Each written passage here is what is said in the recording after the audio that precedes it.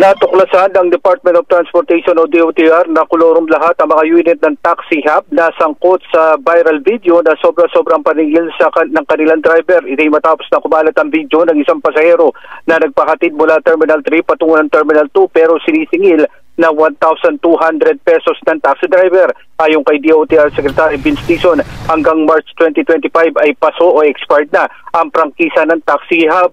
Ibig sabihin, mahigit 2 buwan at walang prangkisa at hindi umano nagre-renew ang kumpanya. Dahil dito ay pinag-utos na ni LTFRB Chair Atty. Chopi Luguadis III ang pagbaklas sa mga plaka ng mga taxi ng taxi hub. Ito upang matiyak na hindi na makakabiyahe pa ang mga unit na mga ito, na magsasagawa rin sila ng pagdinig laban sa kumpanya kapag nailabas na ang show cause order laban sa taxi hub. Sa ngayon, naka-impound na ang isang unit ng taxi hub na sangkot sa viral video. May kaakibat din na 100,000 pesos na multa sa ilalim ng Joint Administrative Order ang kumpanya. Samantalang inatasan naman ni Secretary Dizon ng LTO at LTFRB na magsagawa ng operasyon sa mga paliparan upang mahuli pa ang mga nangungontrata at naniningil ng sobra-sobra sa mga pasahero maging sa mga turista.